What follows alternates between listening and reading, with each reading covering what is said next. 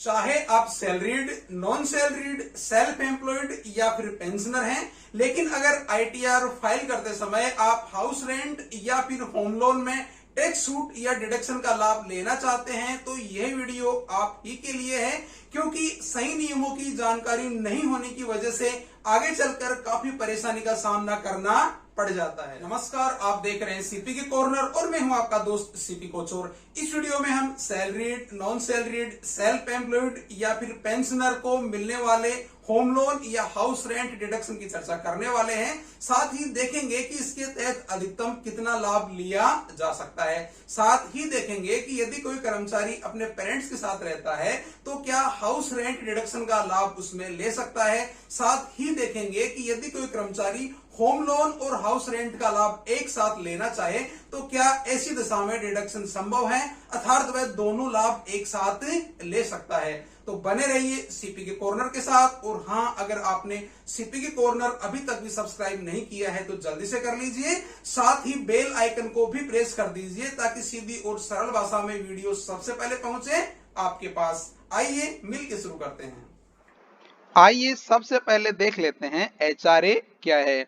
HRA की full farm house rent allowance है। House rent allowance जो कि सैलरी स्लिप का एक प्रमुख टैक्सेबल कंपोनेंट होता है, यह एक नियोक्ता या कंपनी द्वारा अपने कर्मचारियों को प्रदान किया जाता है जिससे वो किराए पर रहने के खर्च को पूरा कर सकें। हालांकि आयकर अधिनियम की कुछ धाराओं के अंतर्गत कुछ सीमाओं के अधीन एचआरए की छूट ली जा सकती है। आइए दूसरा पॉइंट देख लेते हैं कि सैलरीड एम्प्लॉइज इनकम टैक्स के किस सेक्शन में एचआरए डिडक्शन क्लेम कर सकते हैं। तो इसका जवाब होगा सैलरीड एम्प्लॉइज सेक्शन 10(13) ए के अंतर्गत एचआरए डिडक्शन का लाभ ले सकते हैं। इसके अंतर्गत कर्मचारी किराए के घर में रहता है तो एचआरए डिडक्शन का लाभ ले सकता है। आइए तीसरा पॉइंट देख लेते हैं कि सेक्शन 10(13) ए के अंतर्गत एचआरए डिडक्शन के लिए कैलकुलेशन किस तरह से किया जाता है। आइए अब देख लेते हैं कि एचआरए डिडक्शन के लिए किस तरह से कैलकुलेशन किया जाएगा। Minimum of the following 3 numbers is allowed to claim, अर्थात यदि कर्मचारी किराए के घर में निवास कर रहा है तो निम्नलिखित की न्यूनतम सीमा तक छूट अनुमत है। इसमें फर्स्ट है एक्चुअल एचआरए रिसीव्ड, अर्थात मकान किराया भत्ता की वास्तविक प्राप्त राशि कितनी है। आइए बी देख लेते हैं जो कि है 50% of basic salary in 4 metro cities Mumbai, Kolkata, Delhi और Chennai and 40% basic salary for other places, अर्थात वेतन का 50% यदि मुंबई, कोलकाता, दिल्ली या चेन्नई में है और वेतन का 40% अन्य शहरों के लिए है। आइए सी देख लेते हैं। सी है रेंट पेड, जिससे माइनस किया जाएगा 10% of basic salary. Basic salary से एक हमारा यहाँ पे मतलब है बेसिक जो पे है कर्मचारी का और प्लस डीए।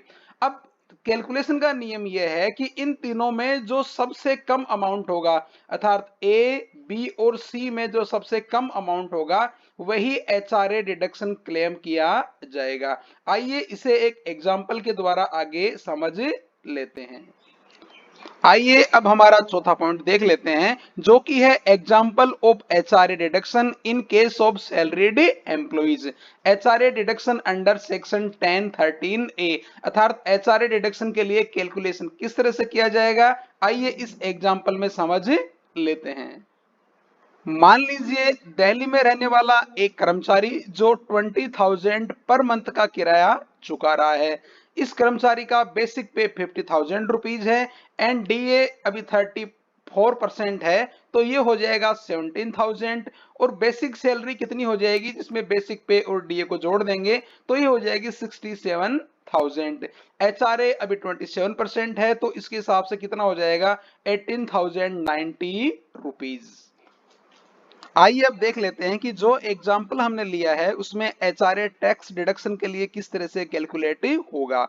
तो minimum of following 3 numbers is allowed to claim. तो 3 नंबर में आइए देख लेते हैं कि सबसे कम अमाउंट किसमें होगा।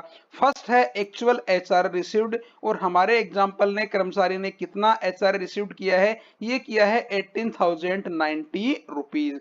आइए सेकंड पॉइंट देख लेते हैं 50% ऑफ सैलरी। कर्मचारी की सैलरी हमारे जो एग्जाम्पल है उसमें कितनी है, ये है 67,000, और उसका 50% कितना हुआ, ये हुआ 33,500। आइए थर्ड पॉइंट देख लेते हैं जिसमें हमें करना है रेंट पेड जो किया है उसमें से 10% सैलरी को माइनस करना है। रेंट पेड यहाँ पे कर्मचारी कर रहा है 20,000 पर मंथ, और 10% सैलरी का कितना होगा, जब सैलरी 67,000 है तो उसका 10% होगा 6,700 रुपीज।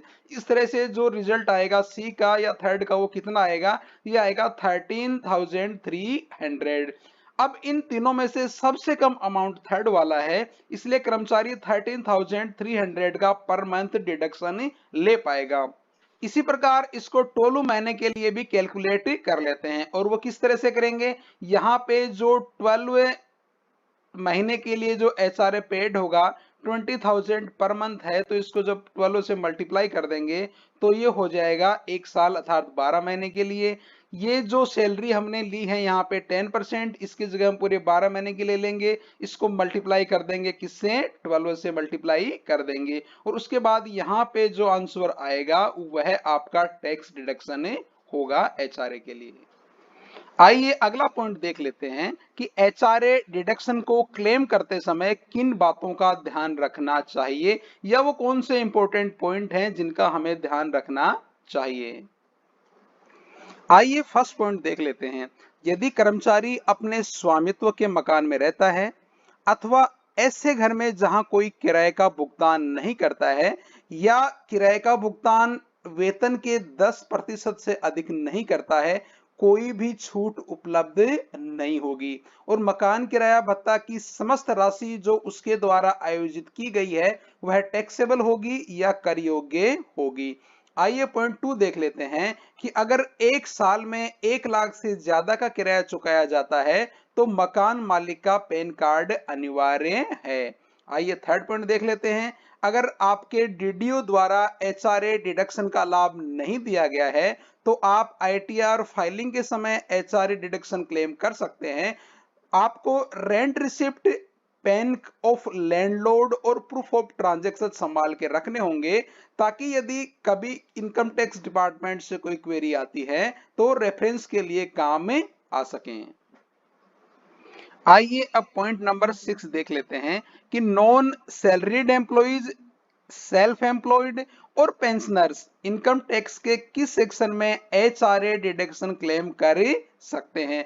तो इसका जवाब होगा कि नॉन सैलरीड, सेल्फ एम्प्लॉयड और pensioners income tax section 80GG के अंतर्गत एचआरए डिडक्शन का लाभ ले सकते हैं। आइए पॉइंट 7 देख लेते हैं कि सेक्शन 80GG के अंतर्गत एचआरए डिडक्शन के लिए कैलकुलेशन किस तरह से किया जाता है। तो the list of the 3 given below will be allowed. इसका मतलब ये है कि ये जो 3 पॉइंट नीचे दिए गए हैं इनमें जो सबसे कम अमाउंट होगा वो एचआरए डिडक्शन के लिए काम में लिया जाएगा। पहला देख लेते हैं, annual rent paid minus 10% of annual income, और इस एनुअल इनकम में एक्सक्लूड किया जाएगा लॉन्ग टर्म और शॉर्ट टर्म कैपिटल गेन को। दूसरा पॉइंट है 5,000 पर मंथ, और तीसरा है 25% ऑफ एनुअल इनकम, और यहां भी एनुअल इनकम से एक्सक्लूड किया जाएगा लॉन्ग टर्म गेन और शॉर्ट टर्म कैपिटल गेन को। साथ ही यहाँ पे ध्यान रखने योग्य यह भी है कि यू और your spouse do not have own house at your present place of residence, यानी आपका या आपके स्पाउस के नाम पे कोई मकान नहीं होना चाहिए जहां पे आप प्रेजेंट में रह रहे हैं। तो इस तरह से फर्स्ट, सेकंड और थर्ड में जो सबसे कम अमाउंट होगा वो 0.2 वाला होगा 5,000 पर मंथ। तो इस तरह से जो नॉन सैलरीड, पेंशनर और सेल्फ एम्प्लॉयड हैं वो 5,000 रुपीज पर मंथ अर्थात 60,000 पर ईयर का एचआरए डिडक्शन का लाभ ले सकते हैं। आइए अगला इंपॉर्टेंट पॉइंट 8 देख लेते हैं कि क्या पेरेंट्स के मकान में रहते हुए एचआरए डिडक्शन को क्लेम कर सकते हैं, और इसका जवाब है जी हाँ, पेरेंट्स के मकान में रहते हुए भी आप एचआरए डिडक्शन का लाभ ले सकते हैं, लेकिन कुछ शर्तों के साथ। आइए इसी के तहत पॉइंट 9 देख लेते हैं कि पेरेंट्स के मकान में रहते हुए एचआरए डिडक्शन को क्लेम करते समय किन बातों का ध्यान रखना चाहिए। पहला पॉइंट इसमें होगा कि अपने पेरेंट्स से अपने नाम पर रेंट एग्रीमेंट बनवाएं। दूसरा पॉइंट होगा कि पेरेंट्स के अकाउंट में रेंट अमाउंट को ट्रांसफर करते रहें। थर्ड पॉइंट इसमें होगा कि पेरेंट्स से रेंट रिसिप्ट प्राप्त करें। और लास्ट पॉइंट होगा कि पेरेंट्स के लिए आईटीआर सबमिट जरूर करें, जिसमें इस रेंट इनकम का उल्लेख जरूर किया गया हो। आइए अब पॉइंट 10 देख लेते हैं कि एचआरए डिडक्शन और होम लोन डिडक्शन को एक साथ क्लेम किया जा सकता है या नहीं। जी हां, एचआरए डिडक्शन और होम लोन डिडक्शन का लाभ एक साथ लिया जा सकता है। मान लीजिए आप एक शहर में किराए पे रह रहे हैं और दूसरे शहर में आपका मकान है जिस पर आपने होम लोन ले रखा है।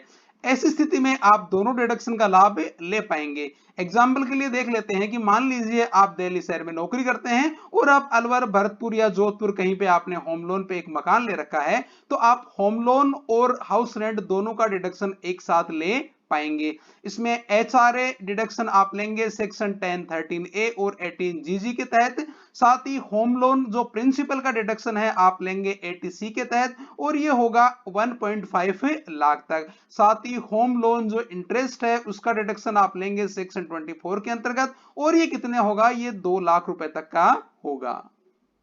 यह वीडियो आपको कैसा लगा? आपकी सलाह, सवाल और सुझावों का सीपी के कॉर्नर को हमेशा इंतजार रहता है। अब इजाजत दीजिए, जल्द मिलेंगे एक नई वीडियो के साथ। अपना और अपनों का ख्याल रखें। जय हिंद।